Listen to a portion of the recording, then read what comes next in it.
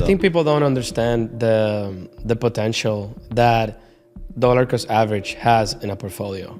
Like when you start looking at the markets and why trading versus selling stuff. So I do day trading with options. I do swing trading with options, and I do swing trading with stocks. You know, if it's a good company, it's gonna go up, it's gonna come down, and then it's gonna go up again. Do I see myself buying this product that this company makes in the next 5 years? Some people are really good at making money, and they're terrible investors. They have no idea where to store value. Correct. Right? The default is to run away whenever you're in stress. Yep. Right? So you cannot allow that to happen. Yeah. And you need to be above that. So, and being responsible, because it's really you against you. And when you mess up, it's your responsibility, and you need to really do the work. Yeah. And one of the things that I wanted to talk about today was it's about that, right? It's about who do you need to become to be a successful trader? Discipline over potential. Welcome back to Your Relationship with Money. Today, I am joined by Carlos. How do you actually say your last name correctly? Gutierrez? Gutierrez, yeah. Gutierrez. Good. I'm working on my Spanish. Yeah, pretty close. Welcome back to Your Relationship with Buddy. I am joined with another local trader. I actually met him here at a men's group, local community here. His name is Carlos Gutierrez. Yes. Kind of close. Sorry. Yeah. But yeah, we're going to go through and explore his life, his relationship with money. He is in the trader education space as well. So definitely check out the links below to all of his content. They are right below this video I'll just put them actually before anything else. But Carlos, welcome, man. Man, thank you so much for having me, you know.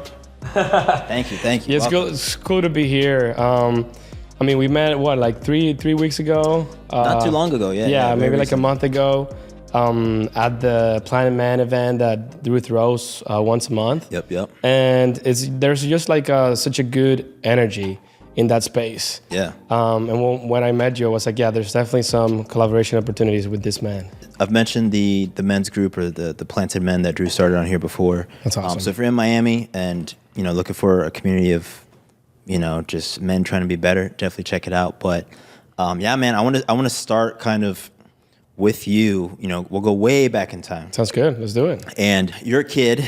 What was your relationship with money as a kid? Were you optimistic about money? Did you have a lot? Did you have less than your peers? How did you feel about it at that time? My story is kind of crazy because I was born in New York. Both my mom and my dad passed away when I was 3 years old. Oh, wow. They're from San Francisco de Macorís. It's like, I would say like the fourth largest city in Dominican Republic, very small. Okay. In the 80s, a lot of people left Dominican Republic to New York because they wanted to get better financial opportunities, right? Yeah. They did it the right way.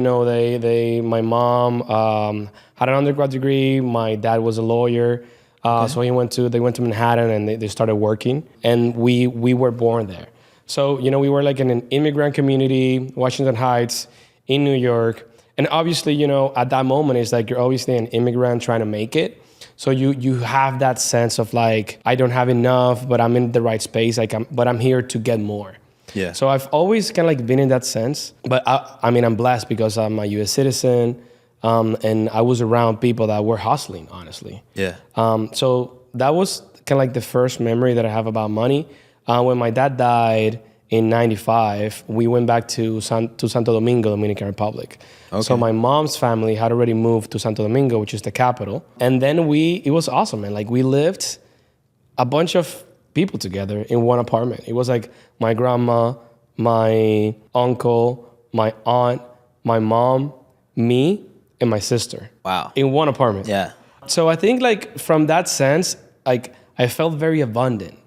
I wouldn't say I was like extremely abundant with money, but like I had everything I needed. I had love, I had food, I have like events, like we threw the craziest like birthday parties. Right. It was like, because we had everything, we had the cake. I felt great, Yeah. But then when I kept growing up, my family, middle income family in Santo Domingo, good education. And I was in a Catholic school. I grew up in a Catholic school, and where I want to say I was maybe in the middle of the class socially, and financially speaking. But then I was always blessed to have people around me that were both extremes, that had a lot of money and that had not, that were not pretty good financially speaking. Yeah. So that gave me perspective. Yeah. And that was awesome, man. Yeah. So what do you think is important about being surrounded by people, right? Obviously, you said you appreciate that perspective, but what about those different perspectives is so useful? I mean, I think for me, it just speaking specifically about the people that had money, that were abundant financially speaking, I think it allowed me to have access to more opportunities, to like a wider world. Like with money, you just have access to way more things. You can visit different places, different restaurants. You can go different countries. Even the music that people with money listen, it's different. It's wider. Yeah. And I think that's because you just have access to different things. Yeah. So hanging out with those individuals, I remember like they were taking me to like nice resorts on the weekend. They were taking me to like places that my family was not necessarily doing pretty recurrent. So I think, I was 10 years old, but like kids are so curious, and you might not vocalize it, like you might not say it, but you're like noticing. You're like, okay, I am doing this with my friend. I cannot do this with my family. So, right. And the reason why is because they have more money. So that gave me that appetite for being financially successful very early. Yeah, I love that, man. I think one of the things that I noticed in life is that people in poverty, right, often identify with that poverty. So they had like use the example of music, right? Which is fine. Like a lot of cultures, if you think about even like soul food, what is soul food for every culture? Like the main dish of every culture, it's what the poor people eat. Correct. Right? Yeah, that's true. So we're all tied to what the people in our communities, like what substantiates the culture is what the people who don't have a lot have, right? That's true. But it can also be a trap, like you said, because what I feel like is that when wealthy people go around the world, people once you have money, you're willing to explore all these cultures. Like you don't mind, like, yo, I'll go to this country and I'll dabble in this music. I'll go here and dabble in this music, and I'll eat with these people and I'll dance with these people and I'll talk with these people. But a lot of people that don't have a lot are so tied and they don't want to give it up. They don't want to step out of that boundary because it's all that they have, right? And so I think that's a really important thing to learn, that as you start to have access to things, you have to let go of like, yo, I'm not just XYZ from the Dominican Republic. Yes. Like, that's where I started, but I could be anything. Exactly. So I love that, man. So you're surrounded by, a lot of love, a lot of different, perspectives. When did that entrepreneurial bug kind of play in? Man, I think about it all the time. It's crazy. But since I was a kid, since I was maybe 12, 13, there was this things like I was 12, 13. So I would buy this piece of threads. They will sell them pretty long, like a couple yards. There was like a store that would sell that, a specific fabric. Yeah. I would go there. I would ask my grandma or my mom for 20 pesos, which is like half $1. And I would buy this, and then I will manually create a bracelet, and I would cut it, burn it to the end so it doesn't open up, and I would go and sell it to my friends in school. Really? So I would buy it, let's say I would buy 20, and I would get 10, 15 bracelets, and I will turn 20 pesos into 200. Yeah. And then I would go and buy more with those 200, and then maybe go more until there was no more demand because I had already, Oh, really? Yeah. You sold that many. That's crazy. So then it was, for example, there was a trend, and then maybe people were buying it for 3 months, and then the trend died. Yeah. So then people were not buying it anymore. So then there was always that. I would do it, I would get money. It was a quick money. Yeah. I would do it, get money, and then so then I would always lose some at the end. Yeah. Because I had to keep the rough material. Yeah. So I did that, and I did that with hats. My mom is super smart. Yeah. So she was one of the first persons in the Dominican Republic that figured out that you were able to order things online from the US through a courier and bring it to the Dominican Republic. Now everybody does it. But 10 years ago, people didn't know that you were able to do that. So interesting. So I called, I noticed at that moment there were American Eagle, Abercrombie, Hollister were super popular in Santo Domingo, especially for middle income to above people. Yeah. But the only way you were able to get it was traveling to the US, because we didn't have those type of stores in Dominican Republic. So I noticed online that you were able to order it, but you had a US credit card. So I called my aunt with my mom, And I was like, hey, I want to do this business. Like, there are like a bunch of different hats that are on clearance. Like, can I buy them? And, you know, I'll give you back the money. Yeah, of course, it was like $100, nothing for her, right? But like for me, $100 was like a lot of money. Yeah. And, you know, we'll get those hats, same thing, like sell it around different people. And that was like spiked my entrepreneurial spirit because I was like a teenager, honestly. Yeah. So as a teenager, obviously, there's a little nugget there, right? You said $100 was a lot of money. I'm sure that situation has changed for you now. Yeah. But you know, it's interesting as we go through life how our perspective of money, and even now, right? I think about that all the time, right? What is a lot of money to me now in 5 years? Hopefully, isn't the same. Correct. And it could be endless, but you know, hopefully you identify a place where you get off. The other thing, a little trend identification there. In terms of what is hot right now, right? Yes, so as traders, exactly. and I do want to get into trading with you a little bit. But as traders, you know, we often talk about what's the trend, what's trading hot. the trend, doing that, and then at the end, you can get burned at the end of the trend, right? You go long, exactly. the trend is over. Wow, now you got to go so short, true. right? Yeah, that's immediately what I thought of when you were talking about it. It's pretty funny. So let's fast forward a little bit. So when did you start trading? Like when did you start looking at the markets, and why trading versus selling stuff, right? Because we're biased, like. Of course. I love trading. I'm an entrepreneur too, though. Like I don't just trade. I think everybody's aware of that now, right? I'm also do trader education. I've done e-commerce right in the past. I would love to get back and do like fashion branding because I love that type of stuff, right? But why trading? You like fashion branding? I've always wanted to own like a clothing like an apparel? line and things. Yeah, like a athleisure thing. I mean, Awesome. I'm a b-boy. Bro, right? you're so good at breakdancing. I'm all right. I saw that video. I was like, what is this guy doing here? I'm okay, but a big part of hip hop and all that is it's not just dancing. Like it's what you wear, Of right? course, yes. What you wear The determines how swag. you look. Yeah. So everything. But yeah, man, why trading? Man, so my journey, again, crazy. Like my story, I think overall, it's pretty crazy.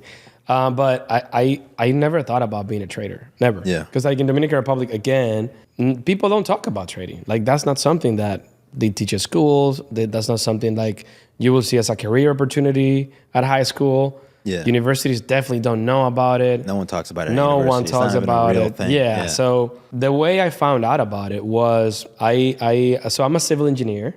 Okay, cool. I did that in undergrad. Cool. Software engineer. Oh, really? Yeah. Awesome. Cool. Yeah. So I'm pretty good with math, with stats, physics. Like that's my thing. And then I went to LA. So I did my master's degree in LA, University of Southern California. And again, it's so crazy perspective, right? So in LA, I was even in Los Angeles, one of the biggest cities in the world. I was surrounded by very wealthy individuals, and my friends had portfolios. So we were like doing dinner at a sushi restaurant one night, and one of my best friends, he's like, yo, I just bought some NVIDIA shares and some Apple, and I'm doing pretty good. And I'm like, what are you talking about, man? Like, I thought that was only for like very wealthy individuals. Like, no, man, like anybody can open a portfolio here. And for me, that was like the thing that opened up my mind to the possibility. Yeah. So I started more as an investor back in 2015. Yeah. I opened my E-Trade account back then, and then I opened my Robinhood account, and I was just doing dollar cost average, and buying stocks that I really wanted and companies that I really like. Obviously, Facebook, Tesla, Nvidia, Berkshire Hathaway. I started studying Warren Buffett. I started thinking like, thinking about trends, and it's so funny that you mentioned that, like. I was able to identify the trend like in apparel, in bracelets, in hats, in parties. So I can like, along with math and stats and all that, I was able to translate that skill to look at the charts. And what I identified was like, if it's a good company, it's going to go up, it's going to come down, and then it's going to go up again. Yeah. So I was, okay, do I see myself buying this product that this company makes in the next 5 years? That was the question. So, and if it was like an obvious yes, like I love this company, I love the product, and since I'm also into technology, I'll be like, do you think this technology is gonna grow? And I'm also an early innovator, right? So I'm always like upfront, like taking the technology upfront. So usually I use the tech, and then people around me use the tech, and then it becomes massive. You know how it goes, right? You first use it, and then 5 years, your grandma's using it. Yep. So I thought about it. I was okay. So what are the companies that eventually my grandma are going to be using? And that's in those companies I started to invest. I like that. I like that model. So you're talking about the adoption curve of Correct. technology. Yes. So yeah, all the people who are super up to date are, using the chat GPT, typing it in. And then for most people, like a lot of people, they're going to use AI and that stuff. Like, correct. When it's super hands off and you don't need to be a prompt engineer. I remember that term got thrown out when AI first came around. Like prompt engineering is not a thing. It's not a thing anymore. Yeah, it's already created because it sucks. It's like, why do I need to be a special person to know how to use a thing that's supposed to make my life easier? Exactly. Doesn't make any sense, right? I love that, man. So you started as an investor. One of my missions is, so I started really the macro show, where this channel was, or this podcast, I should say, was really tied to a channel called the Macro Show, which is about long-term investing. Awesome. So while I'm a trader and entrepreneur, and I'm all about rapid wealth creation, I would say, exactly, or just having multiple streams of income. All of that's cool. Yes. I think that everybody, whether you're an entrepreneur or not, needs to be doing long-term investing, because here's the thing too. Some people are really good at making money and they're terrible investors. They have no idea where to store value. Correct. Right? I'll give you an example, especially if you've made all your money in, maybe you sell a tech company, okay, and you want to stop working. Well, where are you going to put your money? You got to invest it, right? You got to put it in the market. So that's one of the problems that wealthy people have. They don't know what to do with their money. Yeah, because most people get wealthy, and we love put super wealthy people on a pedestal, which is fine. Yeah. But what we forget is, like, that person's probably good at like a few things, and they're probably really, really good at those few things. But if you ask them anything else, they're an idiot. Exactly. Right? So yeah, that's really, and that's just a story. But so that's why I started essentially a challenge account last year, and I post every day. You may have seen some of those on Instagram. Yeah. I just put $60 in a day, and that account, the market came off on Friday, but it hit 12 grand. Right, just doing $60 a day. That's crazy. Right, brain off. Like I make no choices in that account. I just do it for accountability, to show people what's possible. So. I think people don't understand the potential that dollar cost average has in a portfolio. Yeah. Because I believe, like, in this industry, people are always asking me the question, how much money do I need to start? Like, do I need $5,000? Like, they're always like, do I need 10K, man? Like, do I need 15? Doesn't matter, like, whatever. Like, they're always thinking that it requires a lot of effort to get their feet in the water. Yeah. And for me, I started with $50, with $100, and I was doing that specifically thing. I was adding 50, 100, 200, like every now and then. But when you compound that, making good decisions over 4 years, that's what you get the juice. It's massive. I mean, go watch the series, guys. Like, that counts at 12 grand. And the math is what I always say. Like, if I keep doing this forever, which I might or might not with the series, I thought about, like, maybe I'll take the account and I'll turn it into a house investment and, like, keep the ball rolling. But if I did this, I'm 33 now. If I did it to, like, the retirement age, this account alone would be $2 million. Yeah. And this is just my YouTube account. And right? What are you assuming there? Are you assuming like 25% return? 8% annualized. So that's even conservative. Yeah, it's very conservative. I could do 10 and go even higher. Crazy, right? Yeah. So there's a lot of value there. But trading. So let's talk about how to make some money. Why trading? I guess what type of trader are you, and then how long have you been trading? Just all the trading stuff, and we'll. Awesome, man. So the way I got into trading, and I need to start with that, was when I became an investor. I wanted to share that value with people in the Dominican Republic, with my friends, with my family. Yeah. So I wanted to do that, and I had some friends that had a little bit of the same story that I did, and they had created Abacus, which is an educational platform that teaches Hispanics how to become retail investors, both on the portfolio side, but also on the trading side. What happened? I was an investor. I wasn't a trader. Yeah. But Abacus teaches both. So I got my education from Abacus on how to become a trader, and I fell in love immediately. So I learned how to do swing trading with stocks, and then I learned how to do day trading with stocks. And then I learned about options. So options was what unlocked my brain to the infinite possibilities of strategies that you can make with options. Yeah. So that's what really kind of like launched my career in trading. Okay. So right now, if I fast forward from 2020, where I learned about options for the first time, to 2025, I would say that today I'm a pretty like wide investor and trader. So I do day trading with options. I do swing trading with options, and I do swing trading with stocks. I do cover calls and cash secure puts to sell capital and pretty much have like recurring cash flow, pretty conservative. And I also have my portfolio. Okay. We're going to have to go back and explain that to everybody. Yeah. So let's just talk about what an option is. Let's go through each bullet point. We don't have to go super deep, but like what is how would you describe an option contract? So an option contract, it's a derivative from a stock, usually, that allows you to make a commitment to either buy or sell a package of 100 units of a stock at a specific price, if it's met, at a specific date. Exactly. So if I do a covered call, what is a covered call then? So a covered call means that you're the one writing that option contract. So for example, if I own 100 shares of Ford, I always use Ford just because it's cheap. Yeah, so Ford or Apple. Yeah. Apple's at $100 and I buy 10. Yeah. So like, for example, I think Ford right now is like $920. It's been dipping lately. Is it? Yeah, it's cheap. I think it's a good buy right now. Yeah. So for example, if you buy 100 shares of Ford at $920, it's going to be $920 for 100 shares. Yeah. So you are allowed, since you're the owner of that 100 shares, to write a contract to somebody that's willing to pay, let's say, $9, $9.50, or $10 at a specific date. Yeah. And for example, depending on the volatility and the time and a bunch of different things, you have to go deep to really understand. But on a basic level, as the writer, I can say, okay, I'm going to sell you my 100 shares if by the next week the price gets to $9.50, and I'm going to sell it to you by $9.50. It doesn't matter if it's at 10, at 11, at 12, at 15. It can be 20, and I guarantee that I'm going to sell it to you for $9.50. Yeah. But for me to guarantee that price, you need to pay me $10. Yeah. So then you pretty much get like a recurrent income, or you're like limiting your profit, but then you're also making like sure, I don't want to say, how do you say it? It wouldn't be sure, but like a guaranteed income, at least from that sale. So, and this, for anybody who's wondering about like covered positions, so people ask me this all the time in like my community. Hey, Forrest, you ever do covered positions?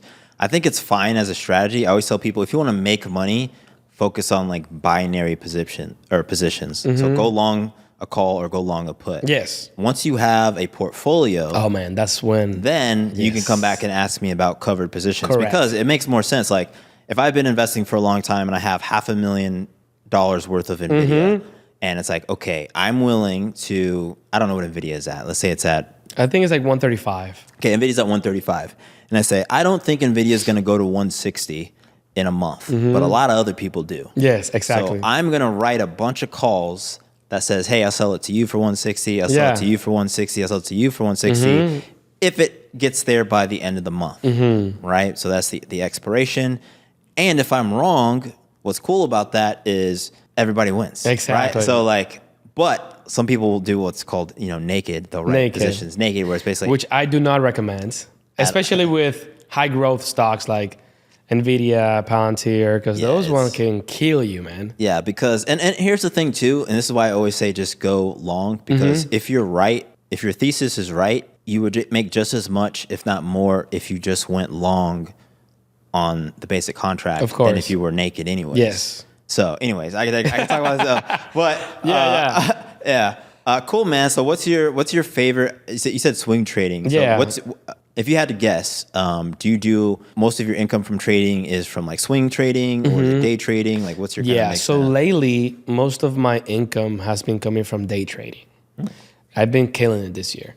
I've had a great year so far, and it's because I've been putting a lot of time and effort training myself to be consistent with day trading. Trading equities, you said? I'm day trading options based on equities. Equity options. So usually I trade QQQ, which is an ETF of the Nasdaq 100. Okay. So I trade options of the QQQ, or let's say I have like a watch list of 10 companies that I really like. And I transition from like whatever setup I see. So either like AMD or Tesla, or I've been like this last week, I did a lot of money with Palantir. Nice.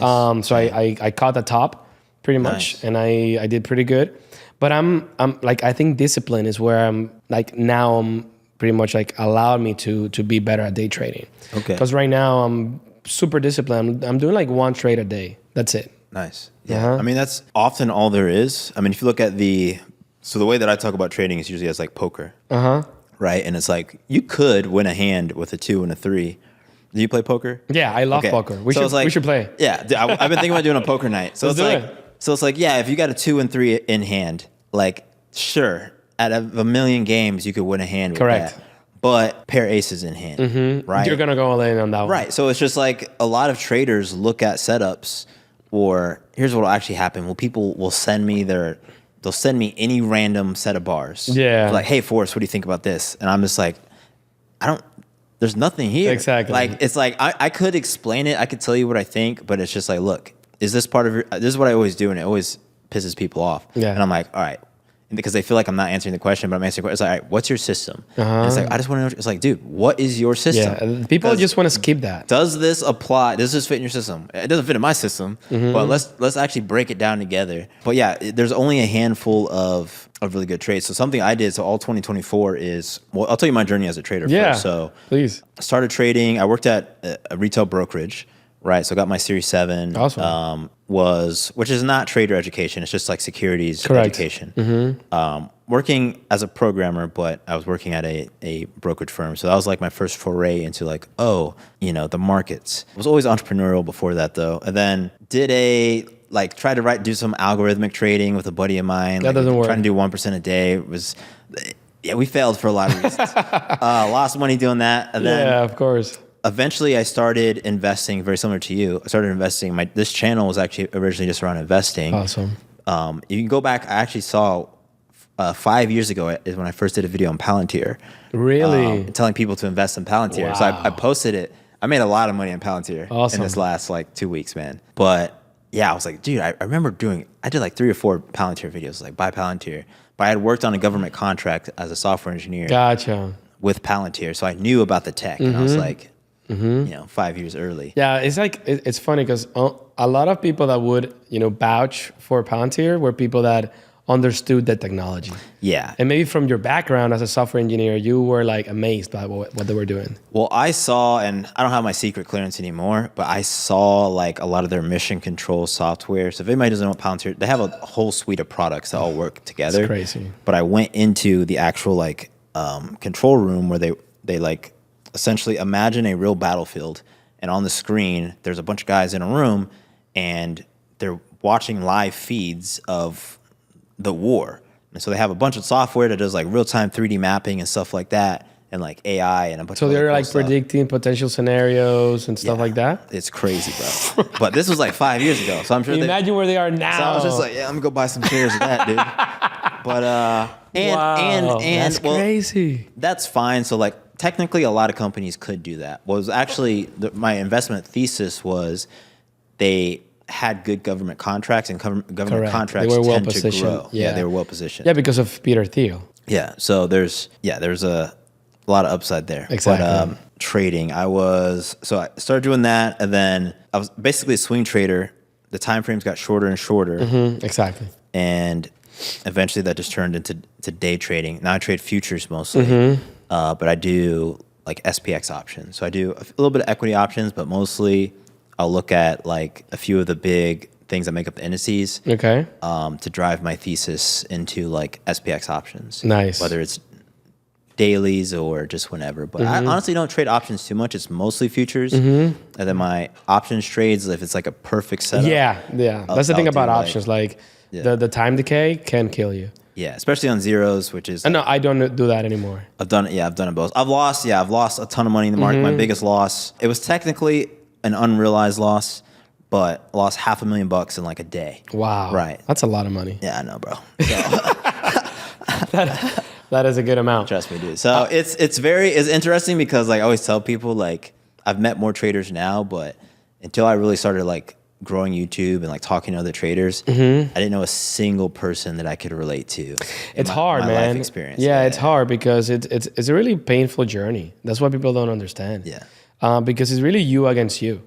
And when you mess up, it's your responsibility, and you need to really do the work. Yeah. And one of the things that I wanted to talk about today is about that, right? It's about who do you need to become to be a successful trader? Tell me. And it's really about, I think, it's really about you dropping your ego. Like, it's not about you. It's not about what you are going to control. It's not about you forcing the trade. It's about you allowing the market to develop and really just taking advantage of the opportunities given to you. Yeah. That's it, man.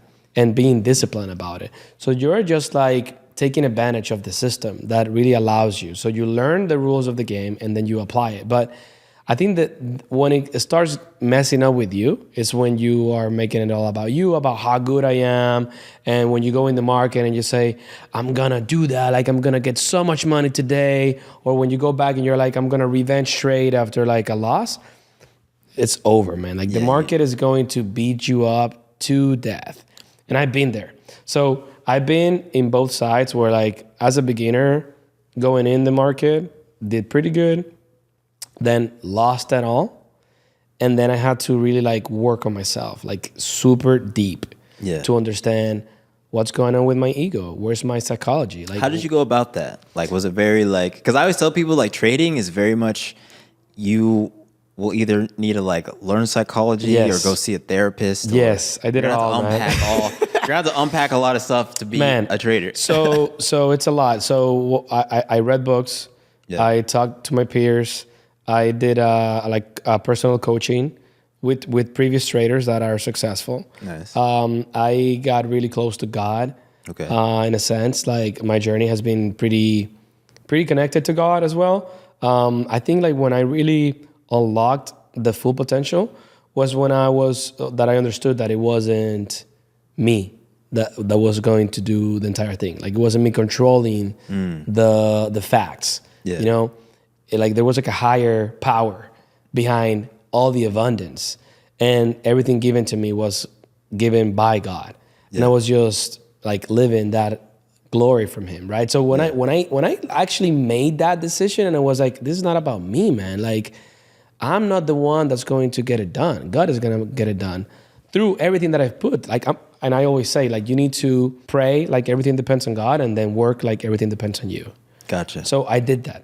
And when I did that shift, after doing all the work, that's when really like the doors of heaven opened. But it was hard, man. I'm telling you, like crying, like visiting traumas about like my limiting beliefs in money from my childhood, from my friends, from my dad, like understanding like why was I trying to get it so fast, not being patient. What was the hardest part? Because your father passed away when you were very young. Yeah. Right. So I don't know how you were able to kind of get that adult male role model growing up, but how did that affect you as a trader? Right. Man, it's all connected. Yeah. And I think like me growing up, now I'm able now to see like where all my patterns come. And a lot of that comes from, not having a male figure in my life. Yeah. And me having to go outside and find that male figure. Yeah. So, one of the things, and it's so funny because at today's service, Rich was talking about, male and female. Yeah. And I think that the male figure, it's about like responsibility, leadership, but you're like the head of the household. So I didn't really have that responsible figure in my life. And I wasn't being responsible in my trading. Interesting. So when I through coaching and through like a lot of different exercises, trying to identify what was going on, it was just revealed to me. Yeah. Like you're being irresponsible because you think that your dad was irresponsible to you, and like you didn't have that. And I had to forgive my dad. That's deep. For that. Like I had to literally I forgive you for what you did, and I understand that. And now I need to be responsible with my family, with my financials, with my life. And I'm going to be a responsible man now moving on. Yeah. I mean, it's so everybody has some different, I'll say this first. So trading is increasingly hard. So, or not incredibly hard, not increasingly. It's hard. It's very hard. It's one of Yes. the hardest things to become successful at. And I think people say that kind of flippantly, like, oh, it's super hard, but Yeah. you'll just do it. It's like, no, trading is hard. Like going to war is hard, or like, so I was a sprinter, right? I ran in college. I used to want to go to the Olympics. Okay. And That's cool. imagine that, like at the peak of my career, I knew everyone in the country that was faster than me in my Wow. events. Right? I knew them because I was trying to hunt them down. I was trying to win, right? And trading isn't necessarily like competitive in that Correct. sense. Like I'm not trading against you, but like if we're trading the same thing, like we might be like the odds are very low, but we could be on the opposite side of a Correct. trade. I love that happens. There's somebody, Yeah. there's somebody there, right? So you need to have this mentality of like, I actually need to win. And if I'm not doing something that's Yes, winning, I am by default losing. And I think people don't understand exactly how hard it is and how few people can win at trading. Yeah. So even if, I say all that to say, even if, you know, you have your dad and a full support system and all that, it's like all the people with all the things still don't get to be astronauts. Yes. It's like still only some of them make it. You know, I still agree. only some. So it's Yeah. really that hard. So that means no matter where you start, you have to do that work. And for me, I mean, thanks for sharing, by the way. Thank you. Yeah, no worries. I've talked about this before on a few different podcasts, but like me and my dad's relationship was not good. So still working on it, by the way, but I had to like look in the mirror, and I realized that a lot of things I didn't like about myself was just like, Of course. stuff I didn't like about him. Of course. And I was just like, man, fuck. Yeah. You know? But That's when you need to actually like confront the problem. yeah. And then it's part of, you know, growing up as a man myself was forgiving him and realizing that like, oh, I'm actually just judging him more harshly for really something that probably a lot of people do. So things like that I think are important, because what will happen is when you're trading in the moment, this all comes back to trading, is there's nothing stopping you from like hitting buy, sell, chasing, leveraging Correct. up. You lose twice and you're like, you know what? I'm just going to 5X my position and make it all back. There's nothing stopping you other than your own will. Yes. So yeah, man, trading is a crazy, like, I think to be good, it's discipline, but there's a level of, I think, self-belief and like identity of like, you really have to believe that you're just built different. Yes. And like act accordingly. Of course. Yeah. Otherwise there are too many ways to fail. No, you need to have the mindset and the self-belief that you're a winner. I know you need to have that mindset that I'm going to sit in this computer and I'm going to wait for the open and I'm going to have my setup and I'm going to get a successful trade.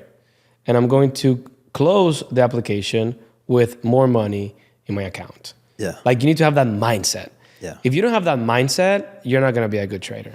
No. And it requires a level, I guess that confidence, it definitely comes off as I think arrogance maybe to people. Yeah. I think where the difference between confidence and arrogance is the practice. So I always tell people you have to journal every day, research. Journaling is a so when I journal, I Powerful journal, tool, right? yeah, not just performance, but also like stuff in my life. So I'll write down That's notes, awesome. like so my mom had cancer a few years ago, right? So like sorry I to knew hear. when I was trading at that time that like it was just different, right? So anything and everything I think is super powerful. So you do all that internal work, accounting for your emotions, and that allows you to show up Yes. very, very confident. But it doesn't mean that you're like invincible or anything. And actually what I think, and when I talk to like, I've done like 3 rounds of coaching, not too many people, but even just on my channel, in my community, it's just like, guys, we're human. Like we're the opposite. We're the opposite of robots, right? Literally. So you really have to control kind of what comes into your brain, because the default is not good. The default is to run away whenever you're in stress. Yep. Right? So you cannot allow that to happen. Yeah. And you need to be above that. So, and being responsible. And, you know, you mentioned it before. I want to go back to this because I think it's important. It's about what is your standard. And that's a thing that I'm pushing myself. I'm being successful this year, pushing my standard, but I want to keep it. You know, I want to keep pushing it. Because, you know, that comes with entire, like, you know, wealth mentality. I just said it, like $100 was a lot of money for me. Yeah. When I got here, like maybe 5,000 was a lot of money. 10,000, a lot of money. You know, now I'm able to do like $35,000 a week. And I'm like, when I see that number, I'm like, wow. You know, I'm like, whoa, did I really just made that, like that would have taken me like a couple months working like in a pretty good job. Yeah. And I just did it in a week, and I can take the money like that and just do whatever I want. In a day.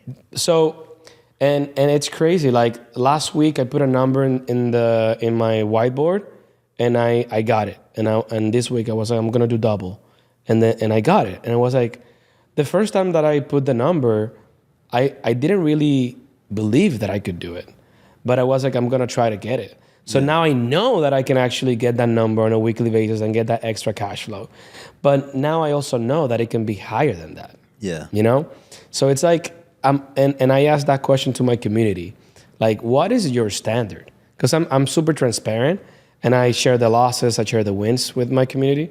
And I'm like, because everybody sometimes, you know, when a beginner sees that level of profit, they go crazy. They're like, how are you able to do that? Like, they see you as a superhuman. Yeah. And I'm always trying to share, like, first of all, you are seeing 8 years of work, a lot of ups and downs, a lot of resilience, a lot of books, coaching, therapy. Like, there's a lot that you don't see when you see the screenshot of like a P&L. Yeah. But other than that, is that what is your standard? Like, is 10K on a trade something that you're gonna go out and do 2 runs across the block because you think it's so awesome, or it's just business as usual, right? Well, here's the other thing too. I like that you wrote it down, because people will lose their sense of money. This happened to me 100%. Is I could have just taken profit on my $500,000 trade. Yes. But instead I was going for $1 million. I tell people, I was like, nah, this is definitely, it actually, I'm rounding down. I think I lost probably like $700,000 unrealized on that trade, straight up. I walked away with like 37 grand profit instead. Wow. It's nuts. It's stupid. But I learned a lot from that. Okay, so you were up. I was up. You were up on realized profit. Yeah, I was trading SPACs at the time. It was crazy. I was part of a other trader community, and like it was a good trade because I put months into this. Was a swing trade, so I put a lot of time and hours into it. But on the day, and this is what trading is all about: execution. When it came to execution, greed took over. Right? I always say so. And I've been saying it this week. It's so funny that you mention it. I've been saying discipline over potential. So follow your plan, whatever it was. And then if it runs more, let it run more, man. Yeah. Because you're not in there for getting the full squeeze. You're getting there to get money. Some of the juice. So yeah. I think what's important, I learned a few things. One, I can make that much money. Yes. Right? So, and I always keep it unlocks that dream that, I'm actually capable of doing it. So I don't doubt that, I'll have a 7-figure trade. I haven't had a 7-figure one trade yet. I aspire to. But then I started trading futures. So part of trading futures was really a safety mechanism for me because I realized that options was getting crazy. So I was like, I need to cap my risk linearly, right? I still trade options, but way more sparingly. I have like specific setups that I do. But there was some point there. Writing it down. So when you write your goals down, and this happens for newbies all the time, is say I've been trading for a month and I've made $300 this week. And instead of taking it out and thinking about how $300 can change their life, they just look at it as a different digit in the account. And what I always tell people is like, go spend that money. I know it sounds crazy, but take out the money, pay yourself, spend it on your car note, pay your mortgage down.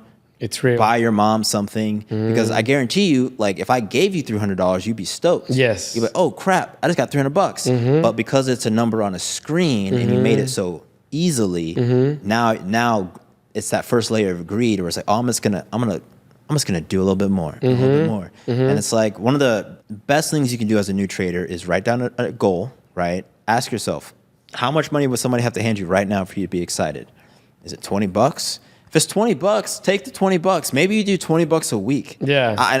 I wish I had did this at first because I spent a lot of time growing my account. Me too. Yeah, me too. And which is fine. Like you have to accrue capital, but you also need to like pay yourself. Of course. And, I think it's so important. Yeah. I mean, just to give you an example, like 2 weeks ago, we were going to have this podcast 2 weeks ago, I believe.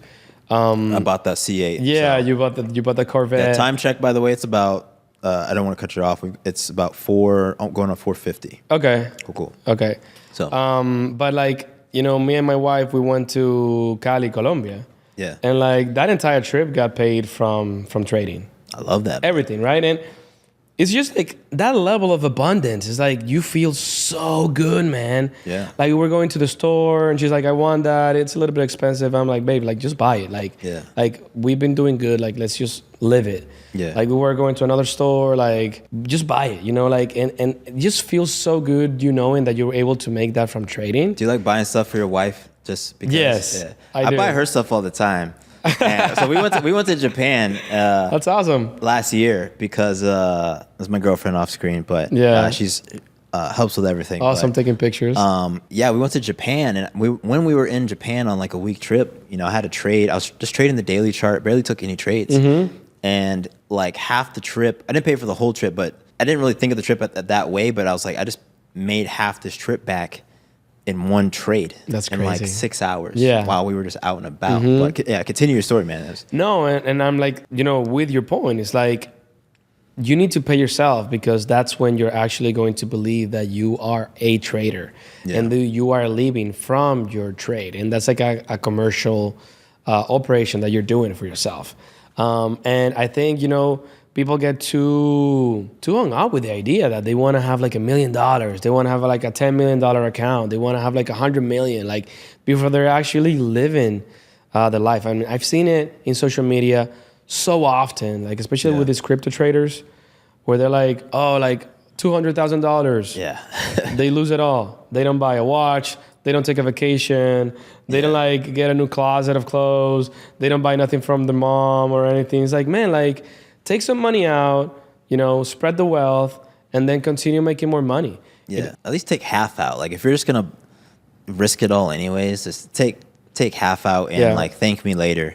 But yeah, I just want to respect your time. Of course. But I guess there was something else you wanted to bring up before we started. Yeah, of course. So actually, it's the first time that I'm gonna say it, but I'm gonna copy your dollar cost average strategy, and I'm gonna make it in Spanish. So I'm gonna create a brand new. Oh, the series. Yes. Yeah. So Do it, man. So I'm gonna create. I actually just created it with my wife. Yeah. So I created a joint account with Laura. My wife's name is Laura, and we created a joint account in Robinhood. Nice. And starting March 1st, we're gonna put $50 every day. Sick. And we're going to create a long-term portfolio, and it's gonna be all transparent, all documented. I'm gonna share it, and maybe I'm gonna be here a year ago or a year from now, and see where it's at. I wanted to thank you because I wanted to do something like that, and I was like, I like that idea. I'm gonna copy it. My goal the entire time has been to get other people to start doing that. Yeah, because so I just thought about this, but it reduces the entry barrier. Yeah. So I read this book. It's called Kaizen Way, and it's about just making things easy. Yeah. So you don't have to come with a lot of money. Just put a certain amount, let it grow, and then you're gonna be able to see the growth. Yeah. So I want to do that with my friends, my community, anybody that follows me, and anybody that's going to be following me, and that they're able to see that, oh, this guy started that, and I'm gonna give you the props all the time. So I was thinking there might be, maybe we could talk more after the show. There might be like a collaboration there. I'd love to start a community just focused on, because I have my day trading community. Yeah. But like my mom, my cousins, my friends, like they don't want to be traders. Yeah. Right. Exactly. But I want all of them to have financial security. It's like something that's like really important to me is like helping people like manage their finances. So I love like, I don't know, we'll work it out, but I just want to inspire. Let's do something. Yeah. I really want to inspire. My goal is to inspire as many people as possible to just start doing accounts publicly that they just DCA into, because you don't have the anxiety of trading, having to be performance. Exactly. It's like, dude, the win is just putting the money into the market. And that's it, right? I love that, man. So we're coming up on time here. Yes. So there's two questions I like to ask everybody. Let's go. But we always end on a good note, so I'm going to ask the harder one first. Okay. What are you most afraid of? Man, it's about not being successful. That's my biggest fear, honestly. Why? Just because I have so much potential. Yeah. And I've gone through the hero journey, you know, the down, the lows, you know, not having a dad, having to grow into being here, you know, getting a nice job and like, you know, relationships, bad ones, good ones. So I've learned a lot.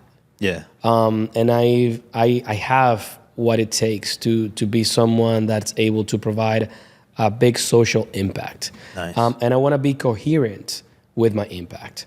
I just don't want to, you know, preach, be good, be awesome, go ahead and do it, and then don't have success myself.